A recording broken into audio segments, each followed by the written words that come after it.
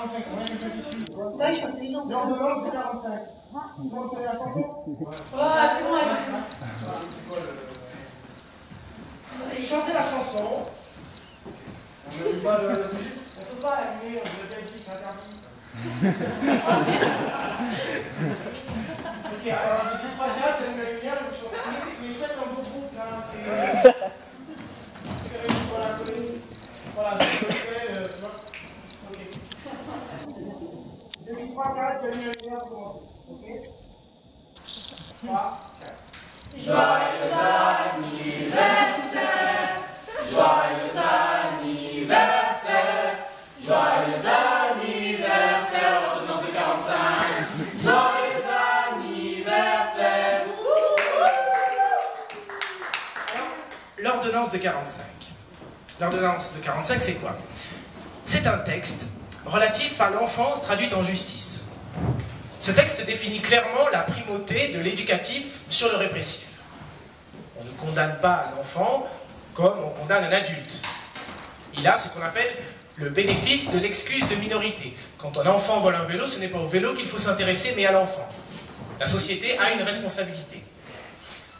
C'est une des toutes premières mesures prises par le gouvernement provisoire du général de Gaulle en 1945, et c'est, ironiquement, aujourd'hui, les politiques se réclamant du gaullisme qui s'emploient le plus à modifier, à détruire l'esprit de cette ordonnance. Comment?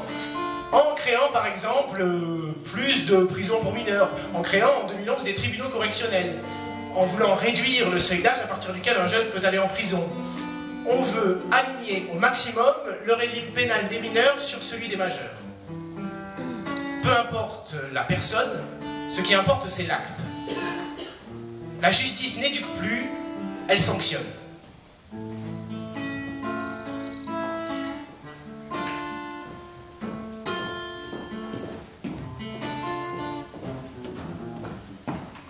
Salut.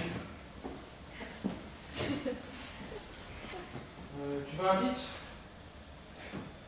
Un truc à manger? Bah ouais, si tu veux.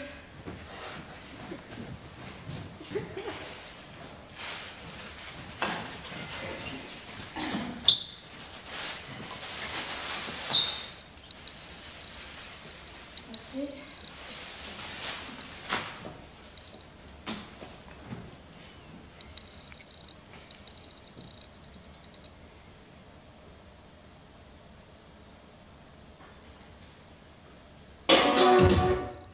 Ouais. À la scène.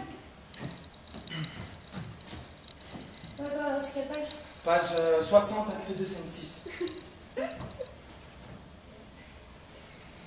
Madame, quel bonheur me rapproche de vous. Quoi, je puis donc jouir d'un entretien si doux. Mais parmi ce plaisir, quel chagrin me dévore. Hélas, puis-je espérer de vous revoir encore? Faut-il que je dérobe avec 1000 détours ce bonheur que vos yeux m'accordaient tous les jours? Ma princesse, avez-vous daigné me souhaiter? Songez-vous aux douleurs que vous m'alliez coûter? Vous ne me dites rien. Quel accueil, quelle glace!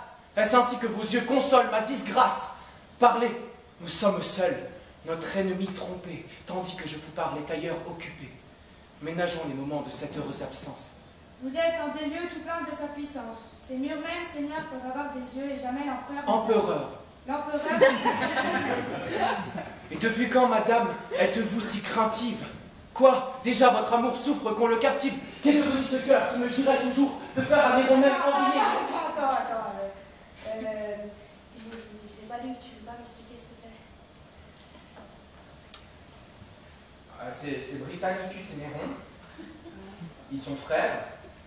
Et Néron, il est empereur parce que sa mère, Agrippine, elle a couché avec son oncle Claude, mais pas l'oncle à Néron, l'oncle à Agrippine. Du coup, Agrippine, elle a couché avec son oncle pour que son fils Néron soit empereur, à la place de son demi-frère Britannicus. Du coup, Britannicus, il n'est pas empereur. Et du coup, Le mec, Britannicus. t'as Néron et t'as Britannicus. Ils sont frères. Et Néron, tu vois, il est empereur. Mais normalement, c'est Britannicus qui aurait dû être empereur. Du coup, Néron, il pense que Britannicus, tu vois, il a les boules et qu'il va lui faire un sale plan. Du coup, Néron, il réfléchit à qu'est-ce qu'il pourrait faire, tu vois, pour le calmer.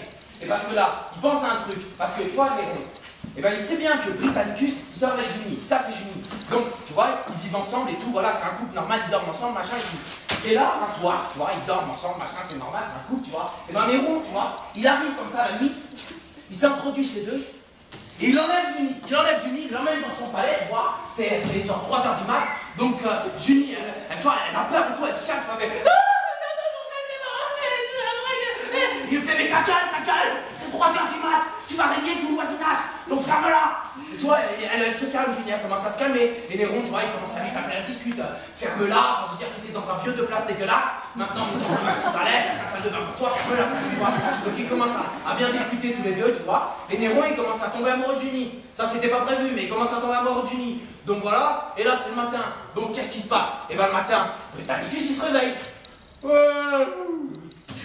Junie! Et tu sais, il commence à flipper. Junie, bordel, t'es où et tout? Sauf que là, Britannicus, dans l'histoire, c'est le mec intelligent, donc il comprend. Il va direct au palais, il va direct voir Néron, il arrive. Néron! Il tombe sur qui? Junie.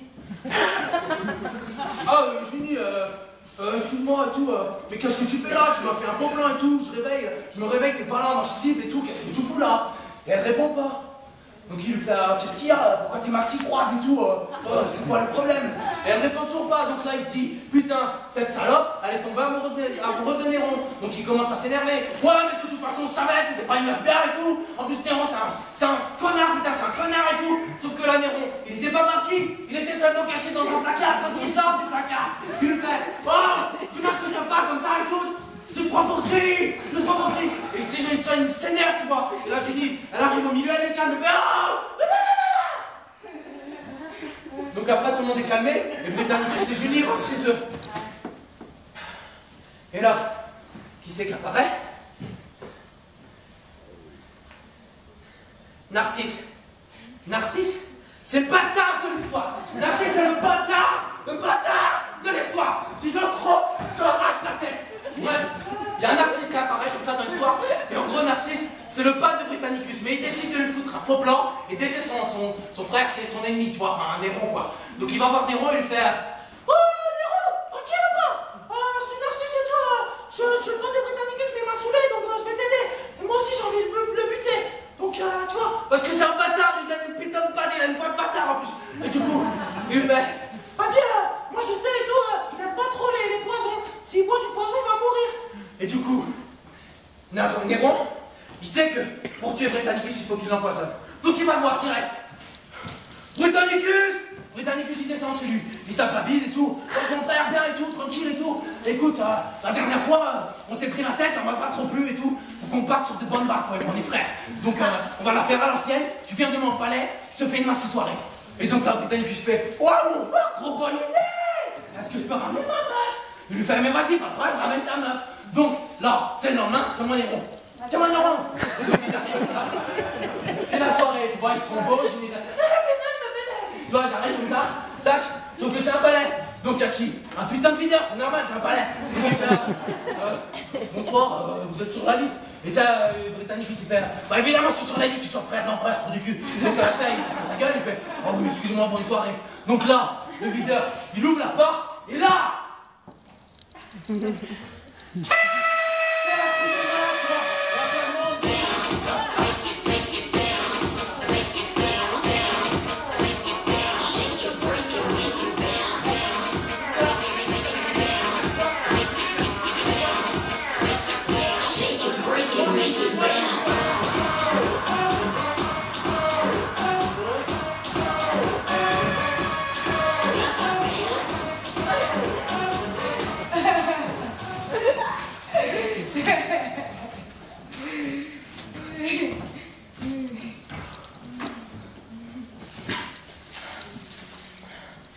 et du coup, Britannicus, il est mort.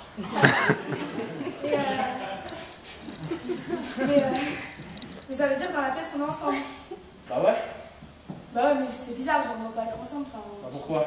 Bah je sais pas, on n'est pas un couple, on va pas jouer un couple. Mais alors, au cinéma, dans Titanic. Mais je m'en bats les couilles de Titanic, c'est quoi cet exemple de merde? On n'est pas au cinéma. Genre dans Titanic, ils se prenaient pas devant tout le lycée ou quoi? Mais ça a rien à voir. Mais bien sûr que si, ça va, bien sûr que si, ça va, tu sais très bien. Mais tu sais très bien. Mais putain, mais arrête, t'es sérieux quand même? Oh, mais je suis pas une pute, je roule pas des pelles comme ça à tout le monde. Non, je veux pas le faire, c'est comme ça, je veux pas le faire. On m'attend, tu joues de la guitare. Je ne veux pas jouer de la guitare. Si.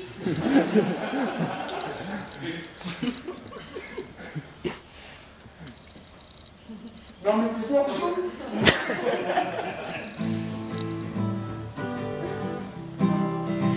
Bah non, mais chante. Je ne veux pas chanter. Non, mais chante pas, Tu chante n'as pas. pas chanté, toi. Je sais pas, moi, si je chante. Tiens, moi, si je chante. Je sais pas, joue. Je sais pas, on verra si je la connais et tout. Si je la connais, peut-être je chante. Sinon, je sais pas, moi. Je sais pas, ah, moi aussi, je chante. On verra, moi aussi, je chante.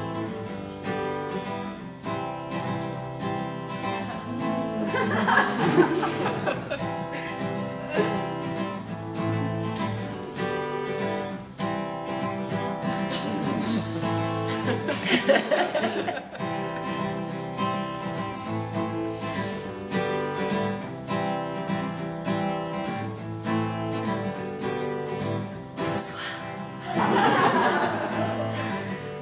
Je suis très...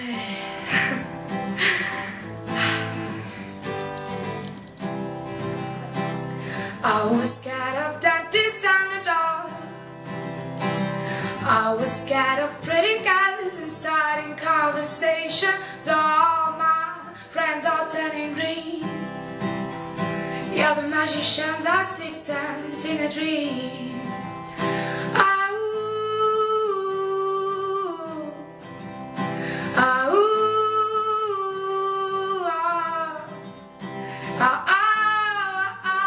And they come on stack, lady, running down to the riptide, taken away to the dark side. I wanna be your left hand man.